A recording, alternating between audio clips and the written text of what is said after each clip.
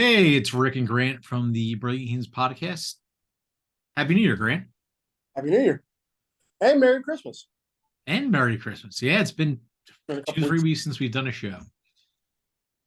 So, any cool topic? Well, not even cool topics. Any topic you'd like to talk about tonight, or There's a bunch. I'd say obviously the big topic that the world, or at least the America, has been talking about in the last couple of weeks is the or the last week is the issue with the football player collapsing. But a topic that's been also big in this country for probably the last I think it's been 2 months, a little over 2 months.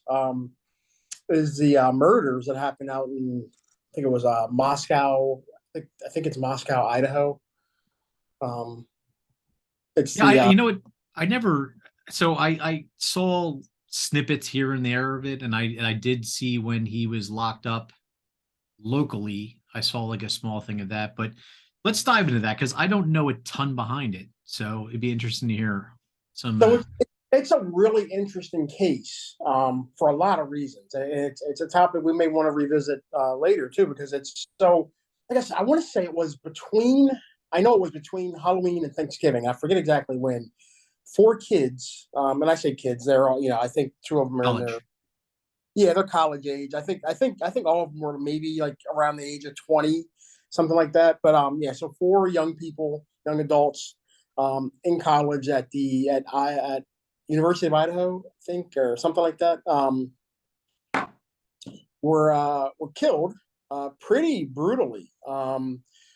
And they figured it was they thought between 1 and 4 a.m. They had some video of the kids coming, moving around the area at truck stop or like like a truck, food a food truck, and two of the girls were at a food truck, and the one of the this guy and girl who were a couple were at a fraternity event in the fraternity he goes to, and they had them on camera all over the campus. So they figure they probably got home around 2, and they think the murders happened sometime between then and 4 a.m. And all four were killed. They were on different floors of this apartment that they shared with two other people. And they say apartment, but it looks like it was like a split level house, or a house that was split up into Like a apartments. duplex or Yeah. And So four of them were stabbed and cut up to death pretty badly. It looks like maybe one or two had defensive wounds, like they woke up and tried to stop it, and then two didn't. So there's a lot going on with that, and it was a bizarre case because they said they had no leads, and for the last couple months, or it's they really haven't. The only information that came out a few weeks ago was that they think the guy was driving a white car. It was a white Hyundai Elantra, is what they kind of had narrowed it down to based on some I think it was ring camera footage and some other footage from the area. Um, and the parents were livid. They kept saying, how do you not have any leads, no evidence? Like, it's been 2 months, we got nothing. My kids, our kids need justice, basically, in the whole area. They kept saying that they thought it was targeted. They didn't think anybody else on campus was in danger. They said that almost immediately. They immediately ruled out the other two roommates from being guilty of doing this, and they ruled out a bunch of people, and everybody's like, well, you ruled out people. How are you sure? And then you haven't told anybody who you think it is. So it was a lot of uproar because it was such a mystery. And the police weren't really releasing any information, and then quiet. The parents started releasing information because they were just like, we got to, frustrated. yeah, Yeah. they were calling for the heads of the people in charge and the police officer. Like they were beyond frustrated, angry, understandably, obviously. And then out of nowhere, they arrest this guy. And I think it's Monroe County, PA, which is basically what we call the Poconos. It's like a it's like a resort area in PA Yeah. here. And he's apparently from that county. They've been looking for him. And this is where it gets interesting. There was DNA. They said they knew right away. They said, we think the murderer used a K-bar knife, which is like the Marine Corps knife. I used to have one of those. I showed you. You've probably seen that before. Yeah. Um, so it's a very distinctive looking knife. A lot of people call it like a Rambo knife or that kind of thing, but it's a very distinctive shaped knife. and nobody knew why they suspected that. But apparently, I think that it's sounding like the murderer left the sheath at the place, so that's how they knew it was a K-bar knife. But they were looking for a guy who used a K-bar knife. They were sure it was a man. That was all, like, pretty much all they said. And then they said, like I said, they released the information about this car. That was all they kind of released.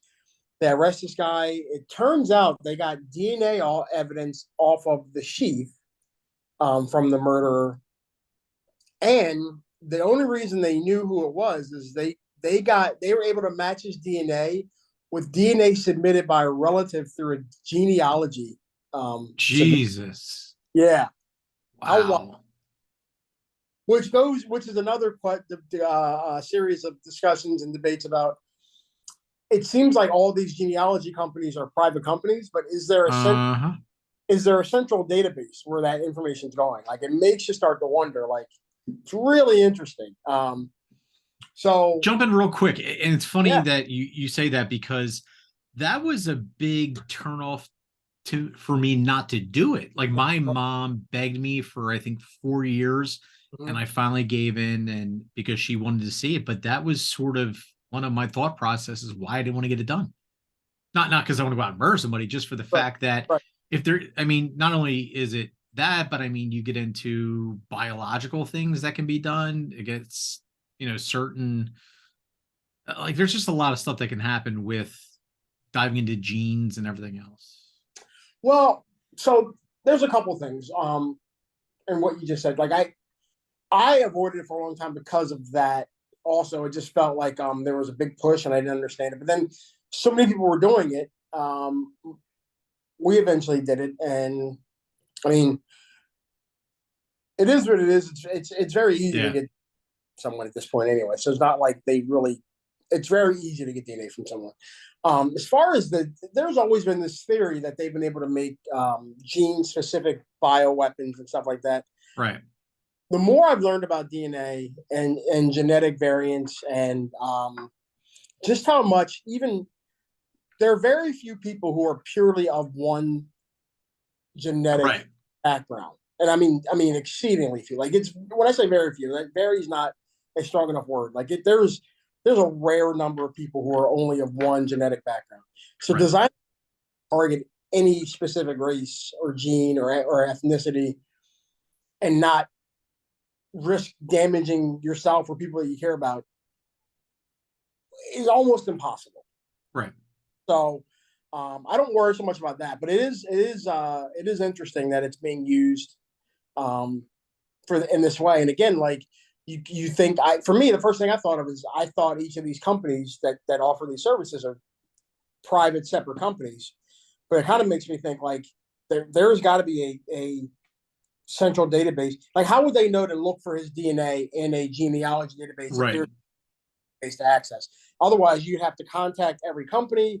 You'd have to go to a judge every single time for warrants and requests to go around private, contract privacy documentation, so it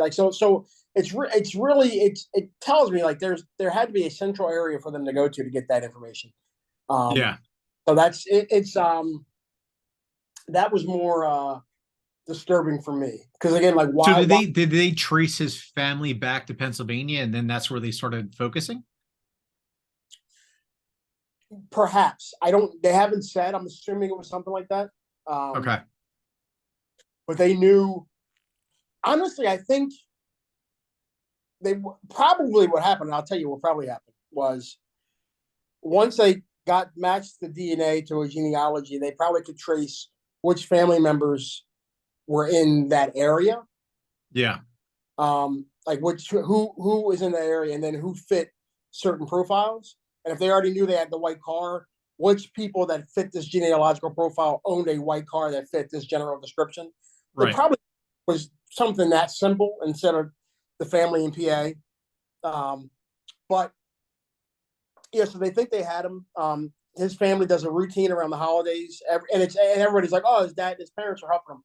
It turns out this is actually a family routine where his dad flies out because he went to school at the University or Washington State University, which is right on the Okay. border of Idaho. Um, and it's only 8 miles from the campus of the other school, even though they're in different states. So he was a PhD student in criminal justice or criminology or something at Washington State. And but his dad would fly out to Washington State, and then they would drive back to the East Coast together to Right. take turns. That's something they always done. Well, the police got wind that they were driving back.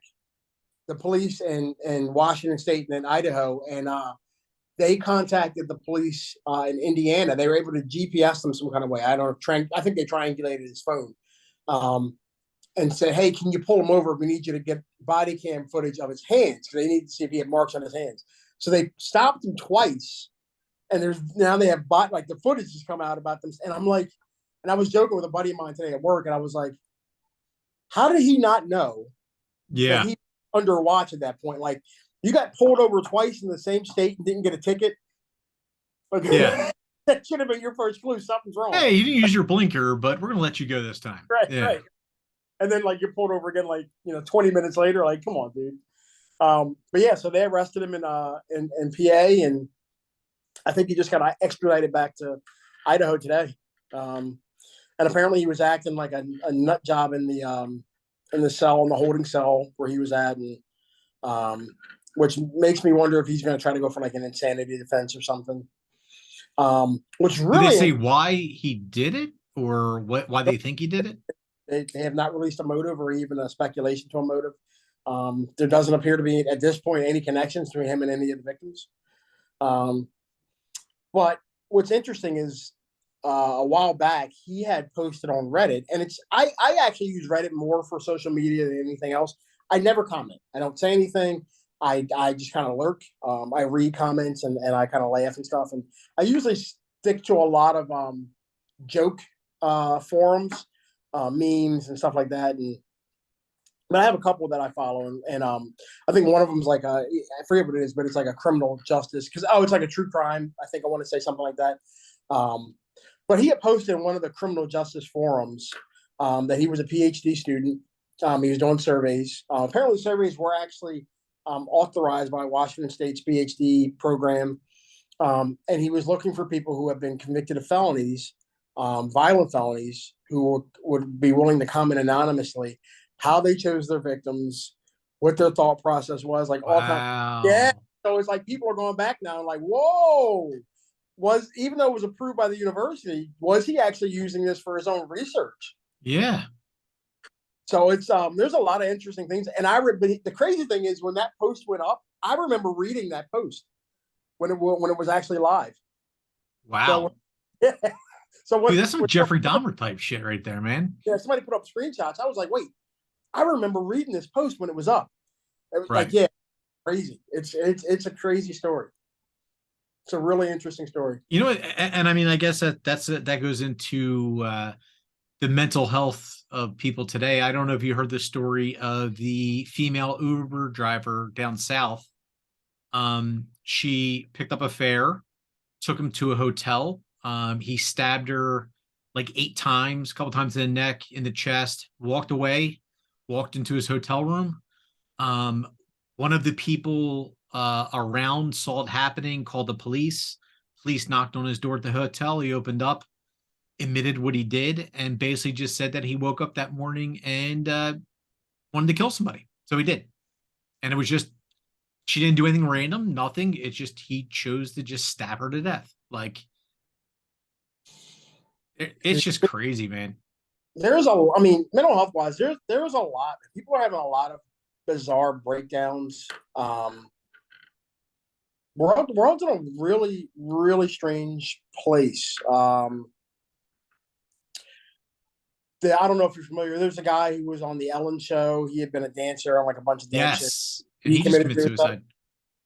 The day before, he did a whole video with his wife, who was also a former dancer, and they had no arguments. Apparently, they were as in love as ever. They had talked about having another kid, like the week before, like publicly and in private. And they were as close as can be. And apparently, he woke up the next morning, decided he didn't want to live anymore, drove to a hotel in the area, checked himself, and shot himself in the head. Yeah, man. It's things are tough, man. Yeah, and it's I mean, you see a lot of weird stuff at this time of the year because not weird, but you see a Yeah, lot of because the of holiday. holidays, and a lot of times it also comes down to maybe they have a loved one that passed away, and then it's hard for them to take that, or it's a year later of someone passing away, and I mean, you see a lot of that with older couples that they just don't want to live anymore because they don't have their Yeah, significant other anymore. yeah, or they're sick or whatever. Like, it's yeah, there's a lot of that. There's also, dude, ever since the COVID stuff, like people have snapped, and I Yes. gotta say, there's evidence, and there's more and more emerging evidence. And not actually, there's not even evidence. Like there's proof, and there's more and more emerging proof in terms of the damage. COVID is actually maybe more of a neurological disease. It attacks your brain. It attacks your central nervous, like your spinal column. That's why the loss of taste and smell and all those things. Those are actually directly um, those senses are directly connected to the to a part of your brain, and they're like it's when they started doing like looking into why this is happening and what's causing this long COVID and that kind of stuff. They're finding people have brain damage from the Yeah. virus, um, and so many people got the virus. Like I'm wondering, maybe there's more going on than just like people. Maybe they're going to find more and more neurological things from people who have gotten. They found people who still have lifetime blood clots, or people who ended up getting diabetes or getting different issues after they had it. Maybe they're going to find people who have actually long term mental health issues as a result. Like it just seems like the world something happened in 2020 and the world went into a really bizarre place. It's for so long people were stuck inside, and I mean just driving like in the city itself anymore. I mean, every corner that you pull up to, you have to look to your side to see if somebody's going to go around you. It doesn't matter if the light's red or nothing. Like I've people oh, drive yep. insane. Yeah, I And I don't get. know in Philly, a lot of it has to do with the police are not allowed to pull people over. They've been told not to pull people over unless it's something super egregious, or you know, like uh, uh like they're being called for something specific. I mean, people run lights and they just get let go. There's no lights, no nothing. Yeah, and unfortunately, I understand why that is, and that's happening a lot. And people are impatient, and people are shooting each other over stupid, more and more over stupid Yes. driving altercations. But I get the police thing. And there's been it's funny because I tried to explain this to somebody probably a few months ago, and then there was a big case. Is it Louisiana? I want to say it was Louisiana. It just happened like last week, and the cop got arrested and charged with negligent homicide this week. He was chasing somebody. It was a like he was started try to pull somebody over, I think, for like running a red light, something like that. And the guy decided I'm going to run from the cops, and they were chasing him, and he blew through a red light, and the cop followed him. And but the cops were supposed to check the intersection, and Yes. matter of fact, the guy went through a green light. The cop was behind him. The light turned red. The cop kept going, and somebody else was coming down. They didn't hear it because they were coming. There was a couple of teenagers coming down the road. They weren't stopped at the light, so they were coming. Their light turned green, so they just kept going, and the cop kept going and just plowed into them. It Jesus. killed everybody in the car except I think for like one person who's still in critical condition. Um, and they charged the cop with negligent homicide because they were like, apparently he was told to back off the chase, like let him go, and he just kept going anyway. And that's why they've tried to get people to stop. They try to get the officers to stop doing those kind of chases because they're like, people are getting hit and killed or injured. Yeah. Our liability is so much. We're paying tons of money out. Um, yeah, so it's not. And I get it. I get it. Like if somebody is actually committed a carjacking, somebody got killed, somebody like that kind of thing, I get the chase there. But if somebody's just running the red light or running the stop sign, like, and they decide to go for a run off, like, Yeah. is it worth it at that point? But it's tough because it's like when that's a breakdown of law and order. So what's the recourse? Right. And that has happened more and more, especially since the pandemic. Yeah, And that whole thing goes back to what we hopefully next time we talk, we should get into the social contract, because that kind of concept of following traffic laws, as stupid and arbitrary as they may seem, is Right. part of for this society, is part of our social contract. Like, um, it make like on some level, if you're at a red light at 4 o'clock in the morning and nobody's around and you run it, you're going, okay, like it's stupid because why am I sitting at this red light? But it's also like on some level, being a good citizen means requires doing things that Right. don't. So it's an interesting topic to talk about. But that's a different discussion. We'll get into that maybe next Yeah, time. I think that's something we can dive into next week. Yeah, Absolutely. Yeah, I mean, I don't get it. Like, and I know that, like, for instance, and I don't have a lot of time, unfortunately, but I know in Philly they did a lot of stopping of chasing people in ATVs and and yep, the motorcycles, yep. and it's such a, like, I see both sides of it. I mean, I've literally been hit in one of my old company cars where a kid on an ATV was underneath the L in Kensington, and I'm driving down, and he tries to wedge between me and a car parked, scrapes the side of my company car, and just looks at me and is like, whatever, luckily it's my company car, not me, like, unfortunately they it wasn't really serious at all, but it could have been more serious. um and uh and they drive insane, and they're going through lights, and God forbid. And the other worry is, a lot of these are big packs of people, Yep, and yep. God forbid you have the right of way with the green light, and you're going through, and one of these kids comes across and you hit them. Now you have 20, 30 bikes chasing you.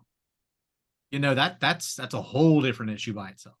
Yeah, I think that, or I've seen videos of these guys flying through traffic, especially in cities and weaving, or even on the highway, and then like somebody doesn't see them because they're breaking the law, and everybody's like in bumper to bumper, and somebody changes lanes and they run into the back of the person changing lanes or whatever, and somebody and the guy that's flying through gets killed, and then Yeah. it's like, oh, that they weren't looking out for the motorcycle. It's like, no, no, the Right. person, all those people were breaking the law, or they try to sue you, or their family tries to sue you, or sues your insurance company, and a lot of times you have to pay out, and it's like, wait a minute, I was in the right Yeah. legally, right. And Like, listen, I mean, you're still, if God, hopefully there's a camera there to yeah, show that you are in the right of way, because if not, I mean, you could be looking at vehicular homicide yeah, for something that you have yeah, nothing to do with. yep, They actually yep. had a guy who owned, he was driving for one of the bread companies, and he was driving down one of the major avenues in, like, North Philly, and he went to make a right, and as he's making the right, a kid on a motorcycle, one of those motorbikes, tries to beat him around, smashed right into the side of the truck and died. And it's like, and now, like, and that's something, like, whether you're right or wrong. I mean, if you're have any, feelings at all, like, that screws you up too. Gotta I live mean, with it. because you got to live with it. Yeah, Like, but yeah, yeah, I think it's the social contract thing is a good topic to get into. Maybe we'll get that into that next week. yeah. Sounds good. Okay. Well, hey, thanks for joining the Brilliant Heathens podcast. Have a great night. Take care.